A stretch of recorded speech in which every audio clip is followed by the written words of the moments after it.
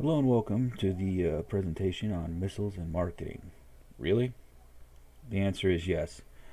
My name is Lloyd, and I'll be presenting this tonight, today, whatever it might be for you.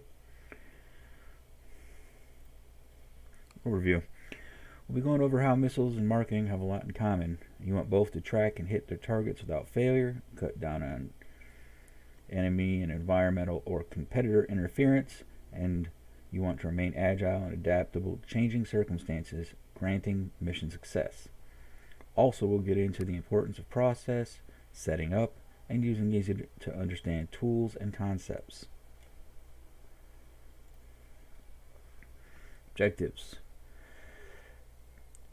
Ability to cope with ever-changing variables in digital marketing, teach critical thinking skills and agile strategy, show the value of a good process, prove all developed processes are scalable micro to macro level, provide simple yet powerful tools to aid you, and simplify the understanding of processes. Just some key definitions here. Processes, steps to accomplish an objective. KPI is a key point indicator. It's just a fancy word for developing a benchmark in a process that acts as an agile pivot point, a light bulb. Segmentation, act of turning targets into groups for analysis on determined criteria. And of course, KISS. Keep it simple. And then I have put this stupid into brackets. Depending on the culture and work environment that you're working in, some people might not like that stupid at the end. The stupid at the end is the way that I learned it, and it's kind of a constant reminder to oneself when going through any process when it becomes overcomplicated. It just keeps you humble and makes you think. So use or don't use as you apply. When I use it, I'm referencing myself as the stupid. Some basic establishments. We are all marketers and salespeople. It's fundamental to human nature. From social media personalities, bloggers, teachers, lawyers, business execs, preachers, plumbers, a pizza guy, even people living on the street. Everyone's selling something. Trick is finding and keeping qualified buyers. Quote from Arthur Conan Doyle. I kind of enjoy this one. Once you eliminate the impossible, whatever remains, no matter how improbable, must be the truth. Getting started on some of those critical thinking tools and devices. It's just a good quote. So qualifications, why you should listen to me. Again, my name is Lloyd. I'm not very good about tooting my own horn publicly. I haven't really done it. I got a bunch of stuff on LinkedIn. So we're going to go through this quickly and get this out of the way now. I'm not going to mention myself too much in this presentation, except for an example at the end, and that's more so just to gain understanding. So, I'm militarily trained in electronic countermeasures and countermeasures, electronic warfare to folks in the know. I held a secret clearance for 10 years, including both military and working for DoD subcontractors. I am a self-taught ethical hacker. I can read, understand, build, and edit in 9 or 10 different programming languages. I've kind of lost track, and I'm learning more all the time. I've done testing, automation, manual testing, data collection and analysis. I've been trained in lean manufacturing principles, root cause failure analysis, process improvement. I've written and dispensed training materials internally because of the classified work that I was doing. I've been involved in research and development of missile and radar technologies and calibrations of the same. I perform logistics, scheduling, and movement of material for different functions. And of course, customer service. I no longer do a lot of those things on that list, but that's my skill set. I decided to get into marketing about a year ago, and I went through the process of making sure that I understood what was going on and what was involved in it. I going into some of the qualifications and certs on that. I am not associated with, affiliated with, in any way, HubSpot. I do, however, recommend that if you want some training, their trainings are free, bar none. Great content, wonderful resources, all that kind of stuff. Plus, if you actually do use their platform, they have one of these free forever plans as a CRM, which is very useful and very awesome. Great free resource. So, that's it. That's who I am and skill set and all that. Moving on. So let's get into Missile Theory 101. You must accurately acquire 3 points in space to lock on and destroy your target. These 3 points are height, azimuth, and range. These are also known as Cartesian coordinates, or X, Y, Z. If you were looking at a graph, I should have actually put an image in here, but if you're looking at a graph on graph paper, the X is your axis at the bottom of your page as it's facing you and going from one side to the other. Your y-axis is going vertical or up and down the page. Okay? Your z-axis would be a point in space that is either coming towards you or moving away from you as the paper lies flat. This is just a common way to find the location of a point in 3D space. Okay? If even one of these is manipulated or just doesn't work, your missile fails to hit and destroy the target. You waste resources while your enemy gains advantage, and you may end up with collateral damage at worst, or just a waste of resources at best due to a mislaunch. This is key to missile theory. Understanding the situation, or situational awareness, however you want to look at it. You want to understand your target. There are some quotes at the bottom of each of these from Sun Tzu in The Art of War. So if you have an interest in that, take a look. I do, therefore, quotes. Your target is who you want to sell or make aware of your product or brand. The quote there is, therefore, just as water retains no consistent shape, so in warfare there are no consistent conditions. The purpose of that quote is being aware, situational awareness. Know your enemy and yourself. Your enemy or competitor is any person or organization, or just plain background noise who throws off your aim. Know yourself and you'll win all battles. Counter and exploit.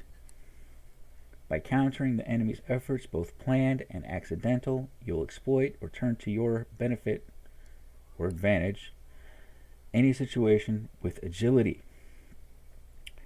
Let your plans be dark and impenetrable as night, and when you move, fall like a thunderbolt. Decisive action. Okay? Moving on. The first process that I'm going to cover is the OODA Loop. The OODA Loop was developed by John Boyd, Colonel, United States Air Force, father of the F-16, just some of his titles. Great modern military strategist. He wanted to develop a system that would allow you to intake data and react or gain a tempo on the enemy, gain an advantage in combat, where second decisions are life and death. So this is a system that he developed, and there's a lot of interesting reading on it, but this is a system that he developed for you to take in your environmental situation. The second phase here, or the orient, this is the intake of that data and evolving it into a decision phase, if you will, hypothesis here, and act. This looks confusing, but for right now, just understand that each one of these points, you have these feed forwards or feed throughs, depending on your definition, but they're the same thing. Any one of these points can branch off and have another cycle, and that output would feed back into that cycle and move through. We'll go more into detail on that. It's just something I want you to be aware of. There's a lot of feedback or feed forward in the processes that we're going to be going over. It seems confusing, but it's actually quite simple.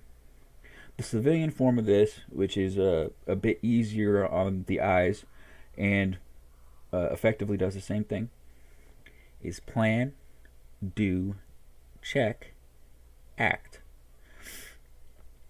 This is probably easier for most people to remember, and it's just as powerful as a tool. I choose the OODA Loop because of my training and background.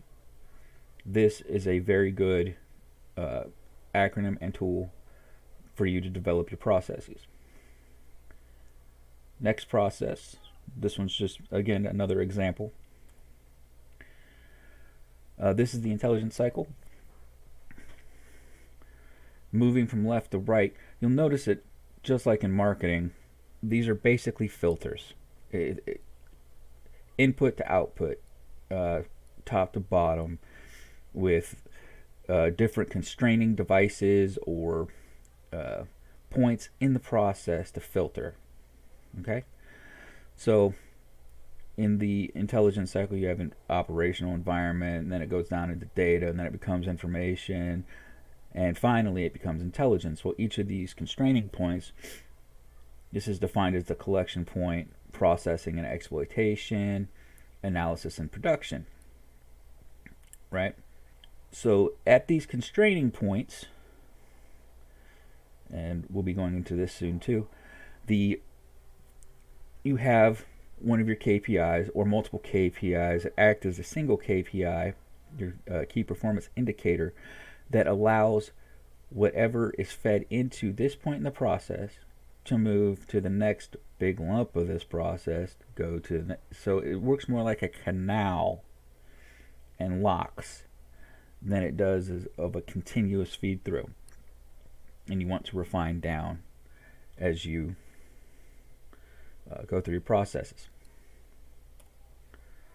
So the SWOT analysis, this tool is one of the first tools that really can be used on an individual.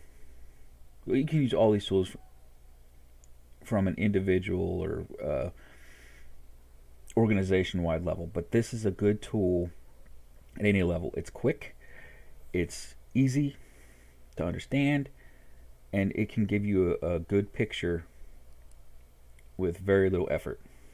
It requires a piece of paper and some notes, and it covers your strengths, your weaknesses, opportunities, or threats. If you're analyzing yourself, you would check, okay, you would take a question, and develop what the question's strengths, weaknesses, opportunities, or threats to that question would be, and we can do some more stuff with that later. Moving on. SMART goals. This is basic goal settings. This is just an acronym to help you to formulate a goal. The bullet points on the left are the old designations for the SMART acronym. I actually prefer the newer ones in the image, so we'll go with that. Is your goal specific? Is your goal measurable? Is your goal attainable? Is your goal relevant? And what's the time base on your goal? It's important to establish all of these before moving forward in your processes. We'll get into more detail on that. Again, this is your overview. 6 or 7 P's. This is kind of similar to the KISS acronym. So the 7 P's are: prior proper planning prevents piss poor performance. Depending on your culture, you know what to do with this word. So it has the same effect, but again, piss makes you really understand the severity of having a poor performance. Here's a quote from Napoleon Bonaparte, though. Take time to deliberate. Take time to deliberate, but when the time for action comes, stop thinking and go in. Always be prepared to take action. Action is always better than remaining still. It's true in combat and it's true in business. So action is always better than not doing anything at all, regardless of the action. You may fail at that action, but you did something and you learned from the action. When we're dealing with the search algorithms, as this is to do with digital marketing, don't try to beat the algorithm. Cater to the prospective user. Cater to the prospect or user. Be ever vigilant of the competition, but don't let them dictate your actions. Because when you're going through and you're doing, analysis of your competitors, analysis of your users, and trying to figure out your angles, don't let that stuff bog you down. And don't try to over-optimize. There's always opportunity in our process to go back, refine, fix, see what worked, didn't work, and develop a future almost real-time type of improvement. So don't sweat the small stuff. The second rule is it's all small stuff. But how you avoid this and some actions that you can take: you want good long-form content that answers a specific need of your user, provides simple navigation to your content and to whatever you're putting out there, no matter who you are, because remember, we're all marketers and salespeople. You want seamless integrations to allow full user control, or at least give the appearance of full control. You want to empower them. Lead them through your content. Don't force. That's one of the things that users find annoying, and that'll ding you, or at worst, you're just trying to make money off of them. So you want to always engage with the appropriate image, give them the power in what they're seeing, what they're viewing, and just let things flow. You can improve your processes, that kind of thing, but don't force the user. Don't approach it in that light.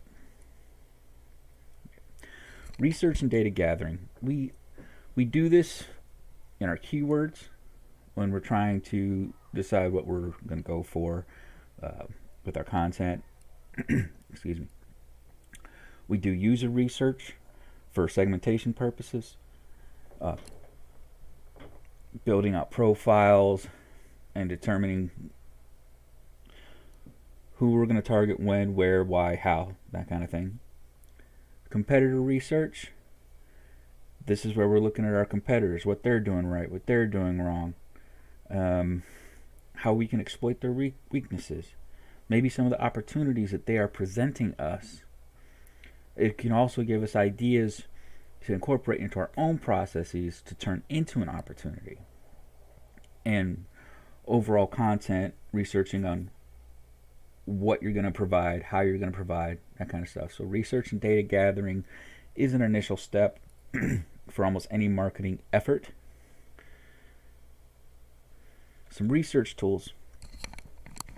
I'll refer to search mostly as just Google. It's easier and it's the big banger. If you optimize everything for Google, or if you do everything by Google, you're pretty much 90% there for any other search that you use. It's just a fact.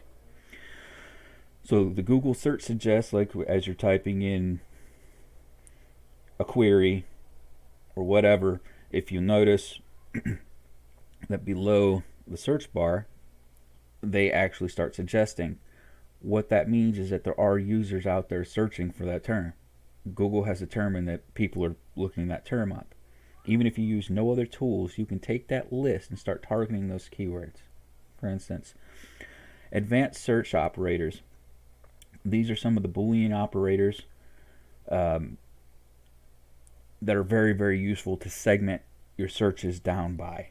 It just predefines data and refines your search much better. Like you can add stuff to a search, this word plus that word. I actually have better luck subtracting out of a search, especially when I'm looking for something specific. So learning the advanced search operators can be very beneficial. Even if you're not an expert in that realm, it's very beneficial. The Google Hacking Database, these are predefined queries that have been found to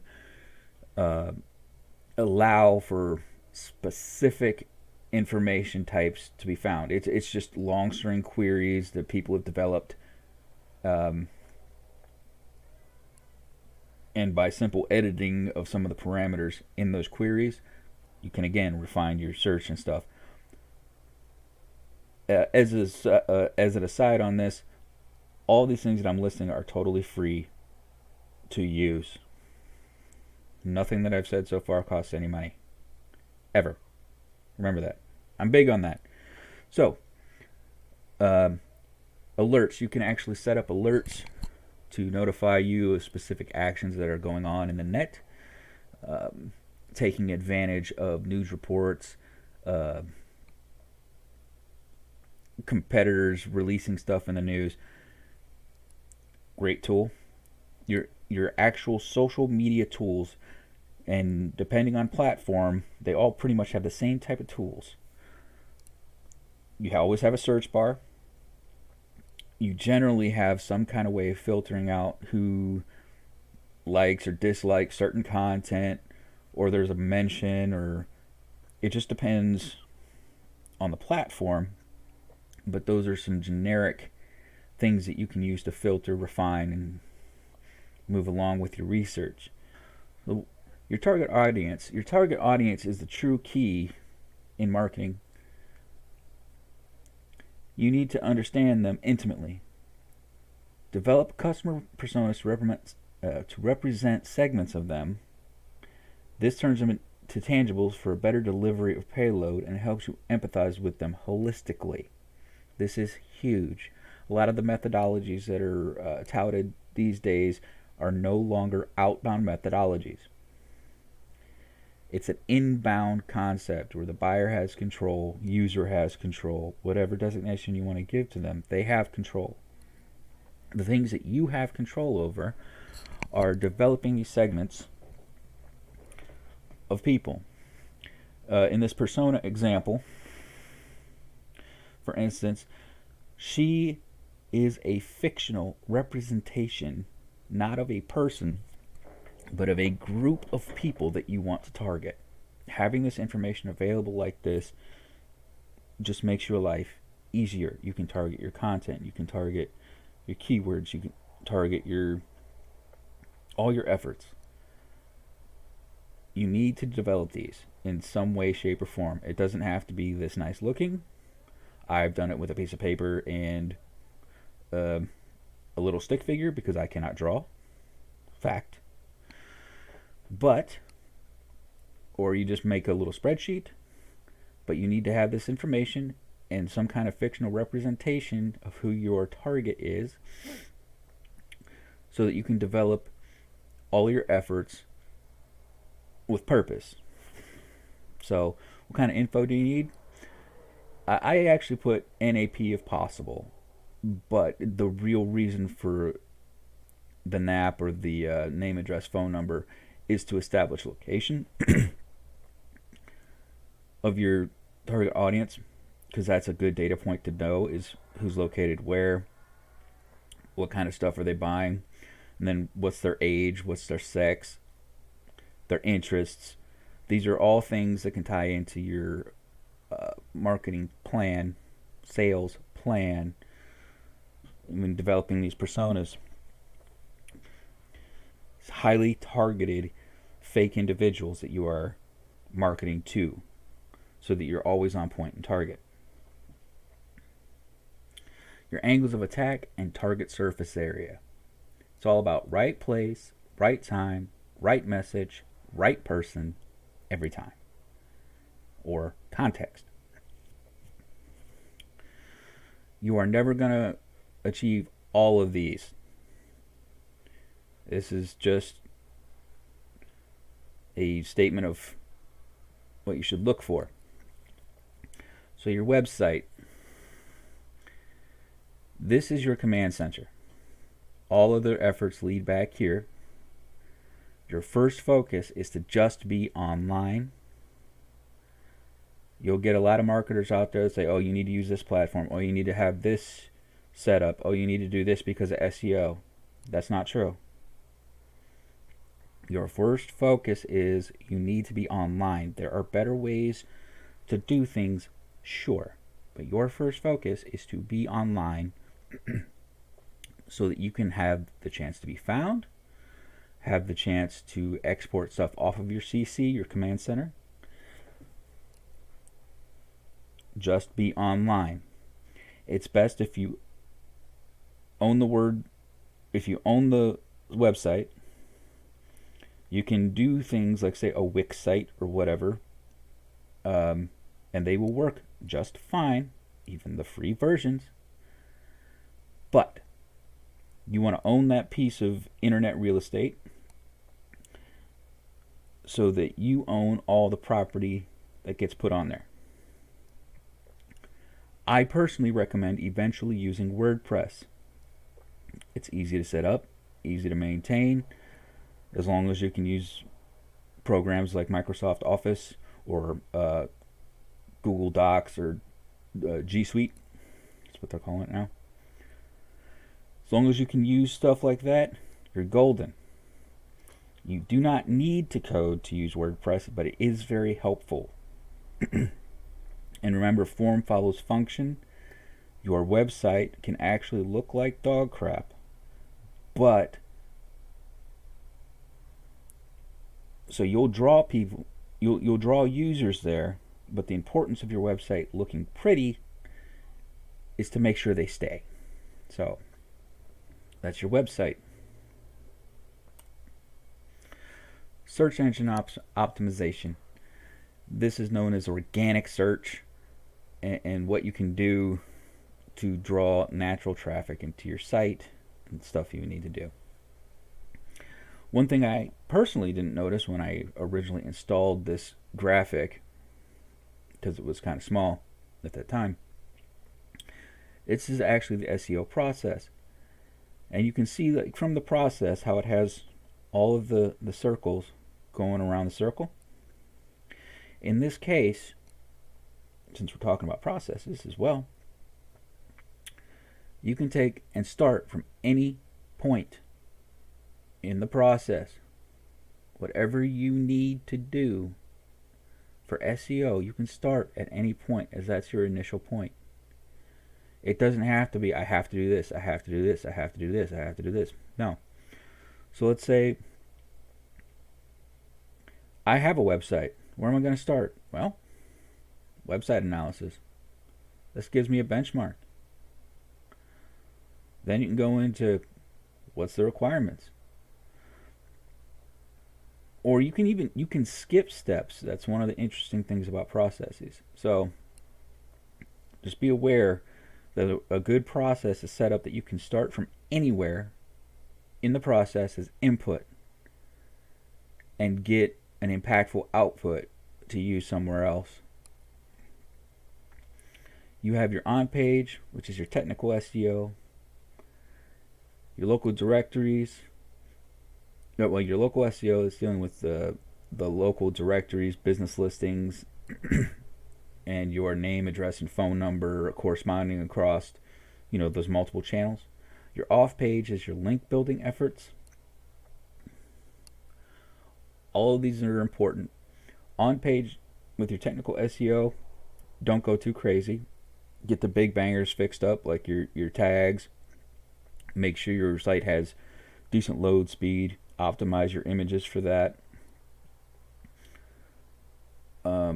That's the first thing that I would optimize for as far as the technical standpoint goes. Make sure that your meta descriptions are decent within parameters.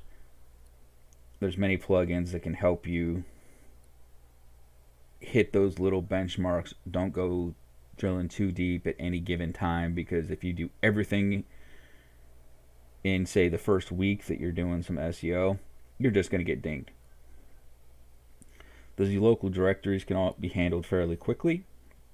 This off-page link building, it used to be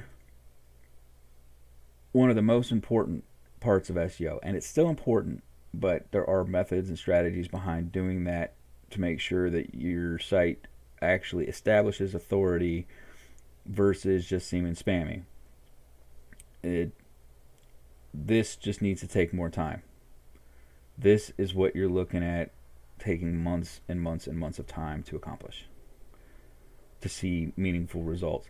Generally 2 to 3 months from any link built, you'll start seeing your results, return on investment, whatever key performance indicator that you have established to measure impact.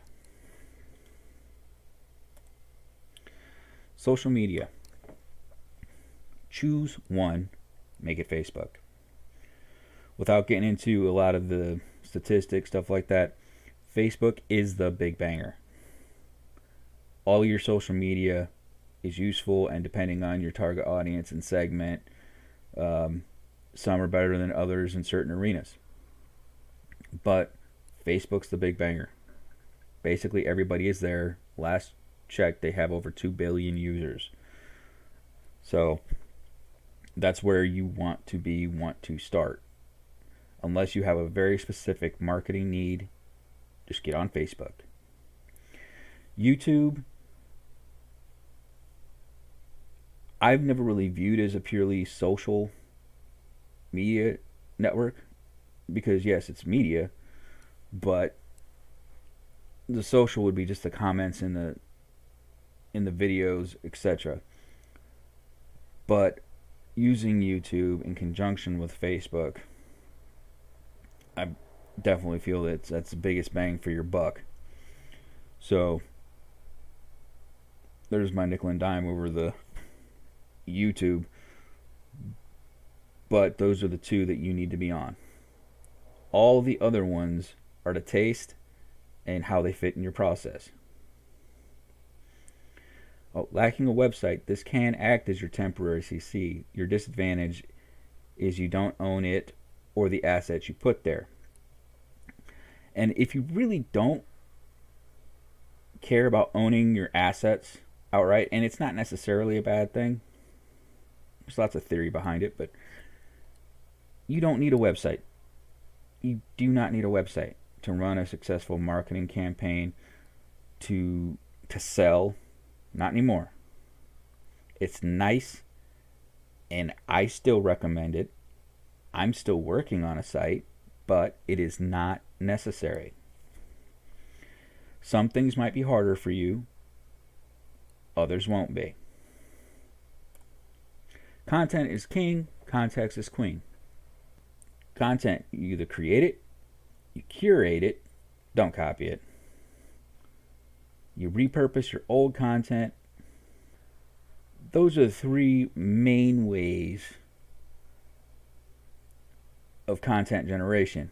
There's also aggregation, but I'm going with the definition of, generating your own content. So, creating content, original ideas, curating content, you're going out there and in some of your research phases, you're going, hey, Jimmy wrote an article on a pizza shop. I own a pizza shop. Well, maybe there's something I can use in his article, or I can quote his article. I'm going to give Jimmy credit because it comes from his source, but I'm going to write around that, or do a video around that article referencing his article. Curating is a good, ethical, fast way to generate content. It's one of my preferred methods. Just make sure you do it appropriately. Repurposing your old content. If you have anything built from some internet resource that you've done before, you made a checklist, you wrote a story, you made a slide presentation to present people, how missiles and marketing are the same thing, right? You can repurpose it. You can repackage it. It's your content. It's yours to use. Exploit it. Turn it to your advantage. From one piece of content, you can have multiple pieces of content depending on the delivery system. It's not curating and repurposing are my two favorite ways to generate content. Some say it's lazy. I call it thinking. Personal opinion. The author's purpose is a writing concept, and it obviously fits into the content creation. So the author's purpose in any piece of content is to persuade, inform, or entertain. That's it. Whether you're telling a story, whether you're giving somebody a marketing pitch, whatever it is, these are the three things that any piece of content, any piece of literature, any podcast are accomplishing. That's it.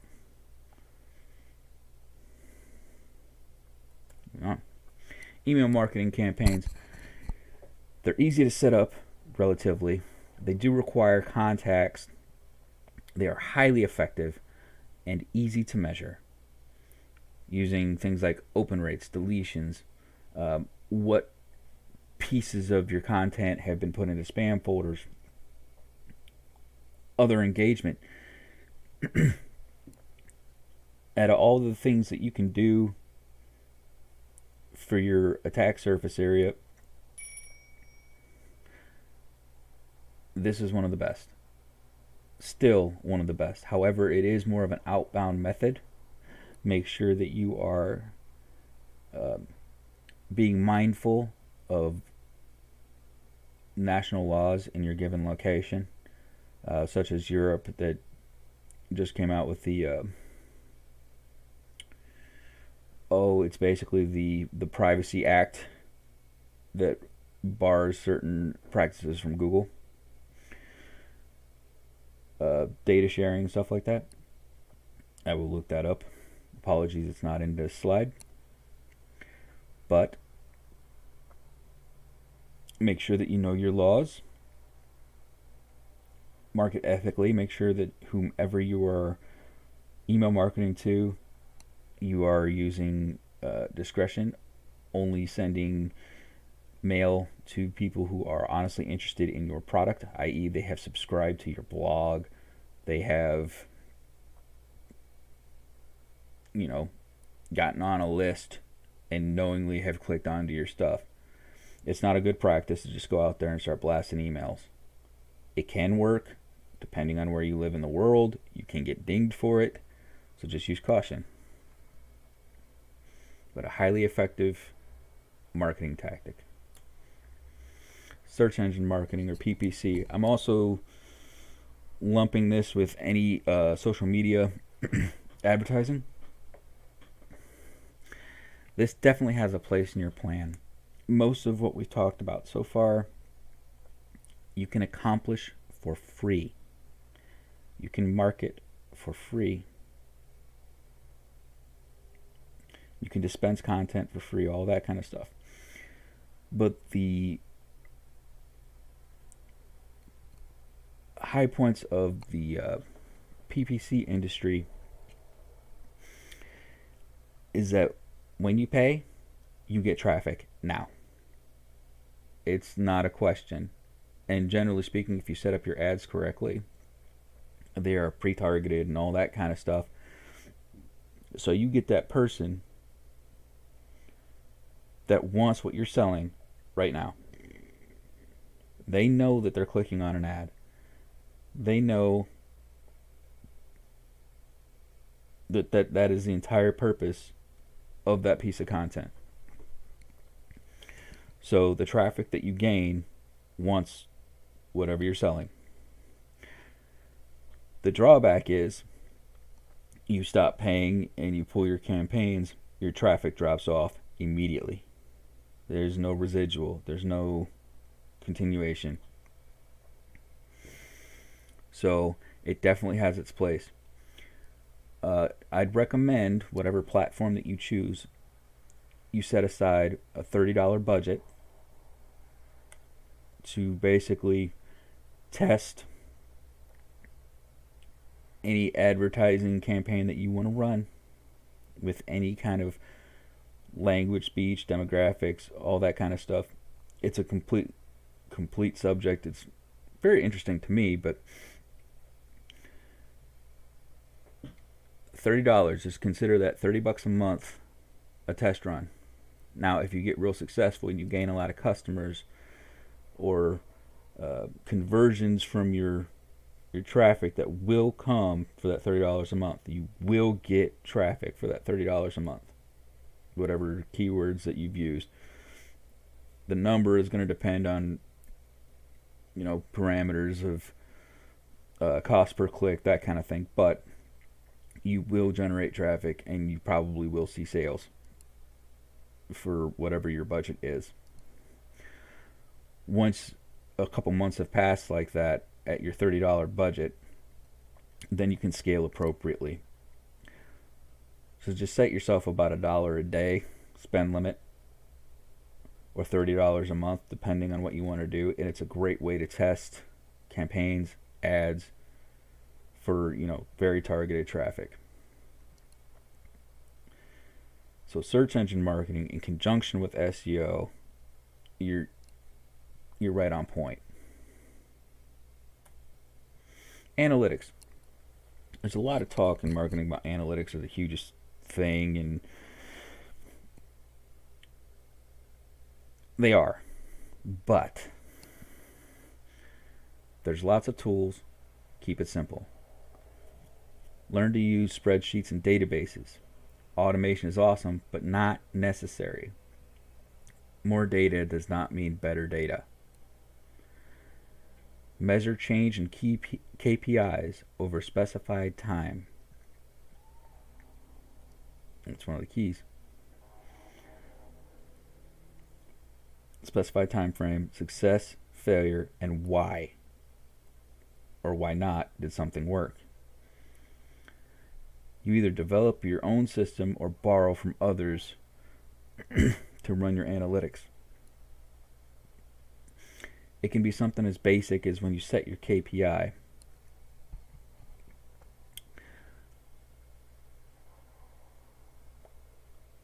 I want to make $30 in a month. Oh, my key performance indicator would be, let's say, okay, there's 30 days in a month. I need to make $1 a day, right? Yep.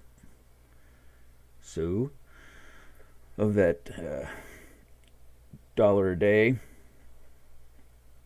my KPI is, did I make $1? Go through and test daily, end of the day, time frame. That's an analytic because I'm taking a snapshot of a point in time and measuring it against my KPI to see change, and I can adjust if need be. So if I make the $1, I'm doing awesome. If I don't make the $1, I can re-explore my process in real time and make adjustments as I need to. That's the power of analytics. but they don't need to be complicated. Many tools to use. Google Analytics being the big one, obviously. Again, your social media platforms, you would probably have to pay for the use of. They're fully fleshed out analytics suites. But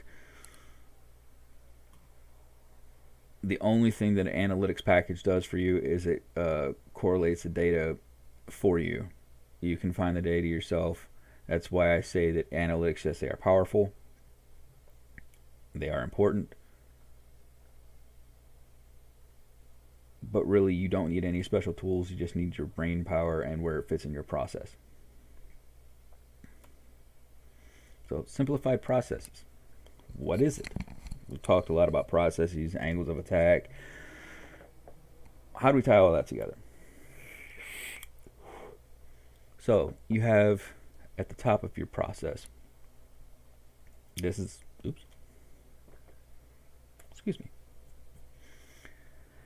at the top of your process, here, this is your original input node, right? So you have input or question. Over here, you have output,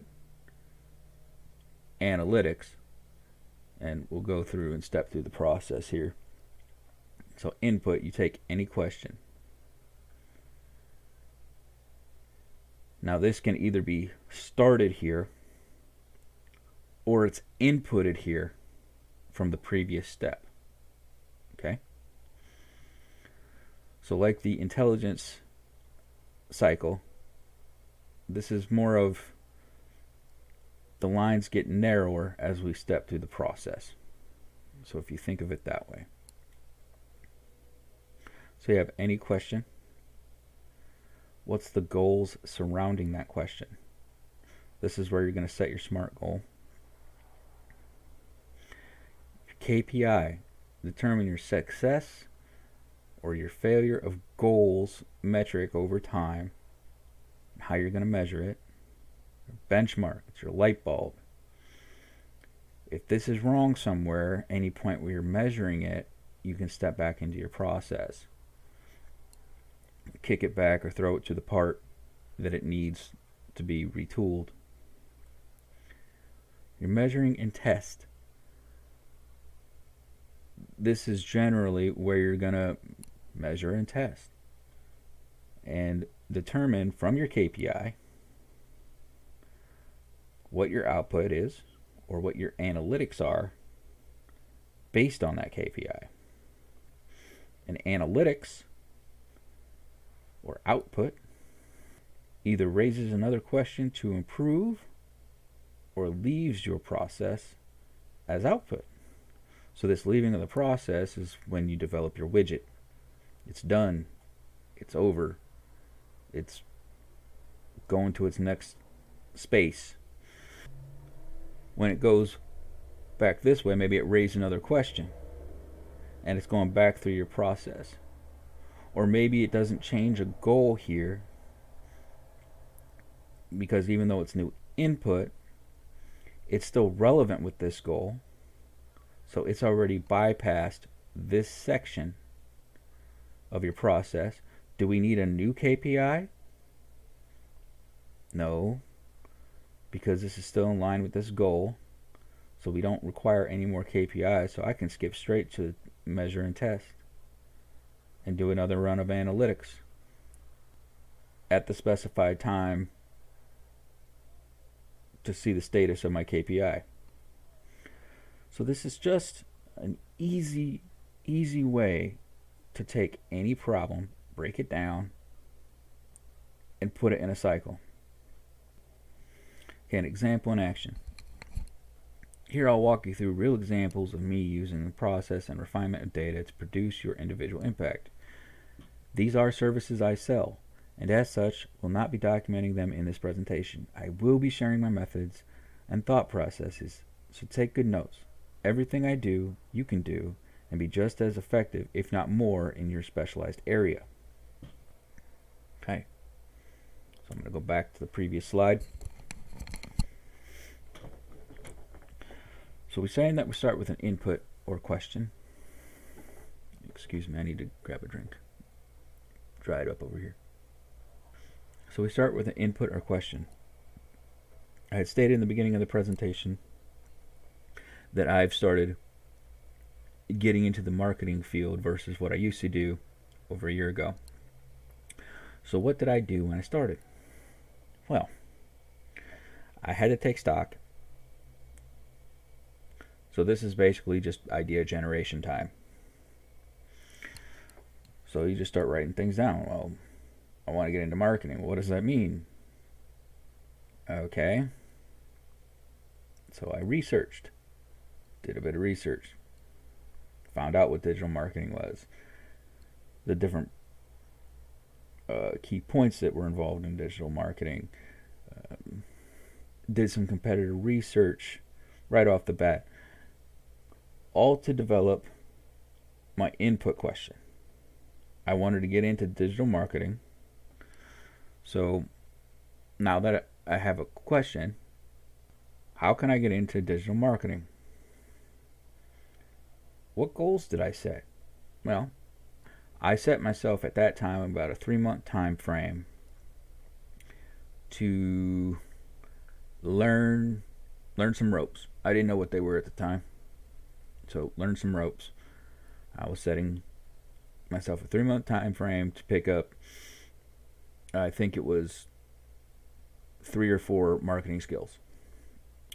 So I established my specific goal, gain 3 marketing skills in 3 months.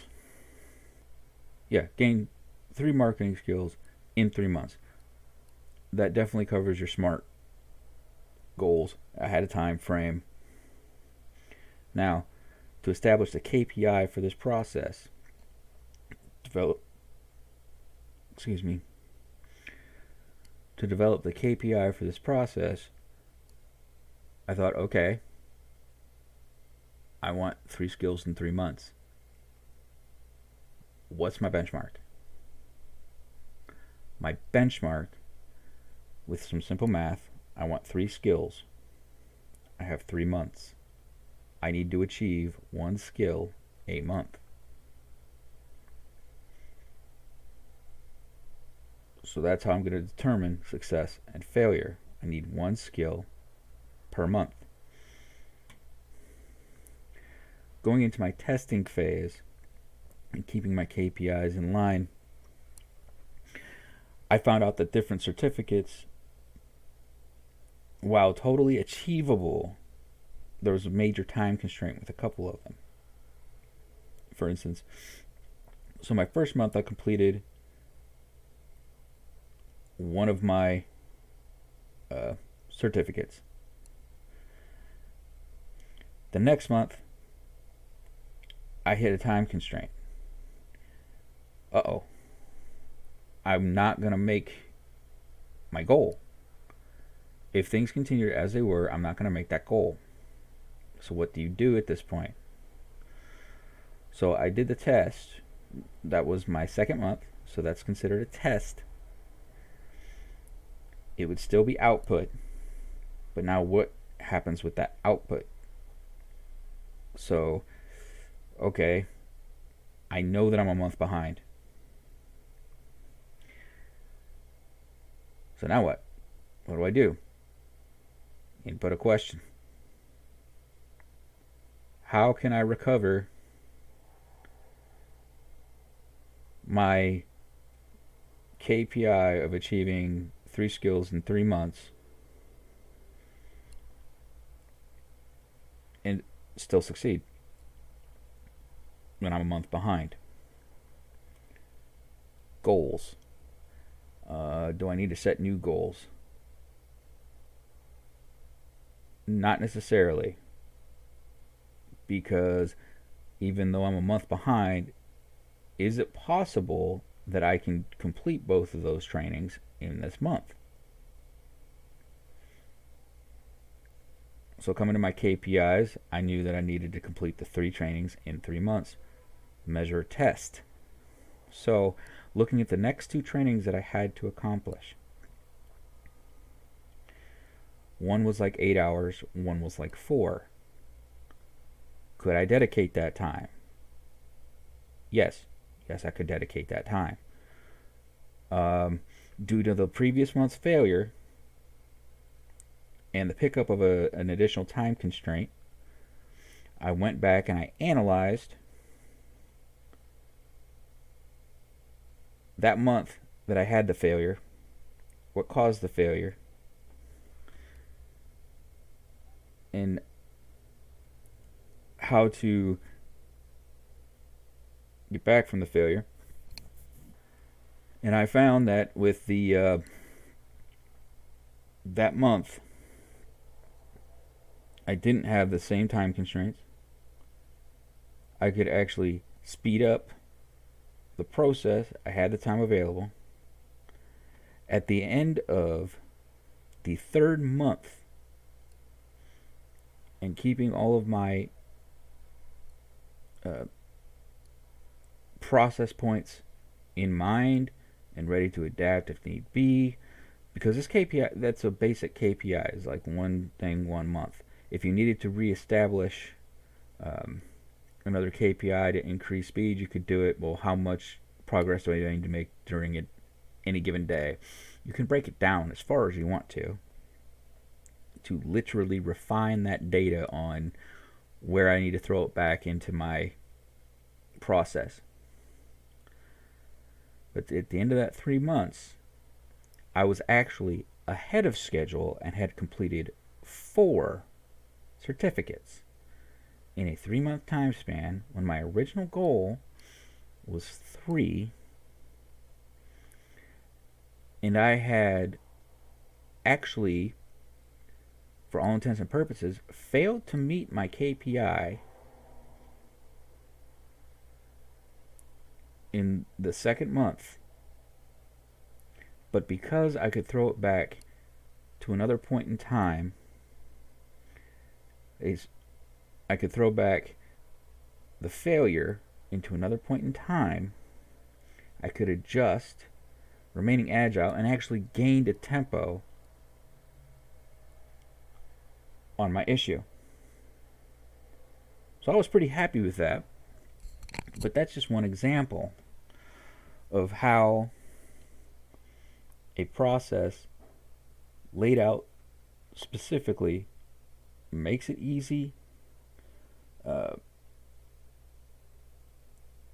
to manage any task in your business and recover.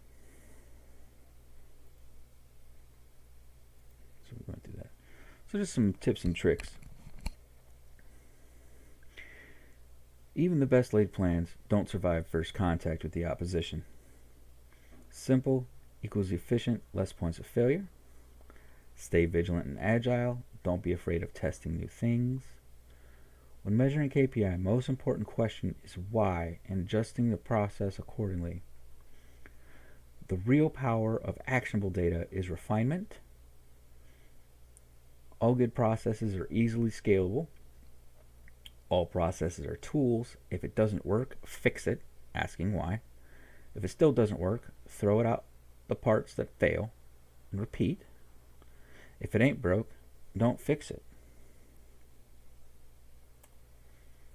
In summary, we've gone over the ability to cope with the ever-changing variables in digital marketing.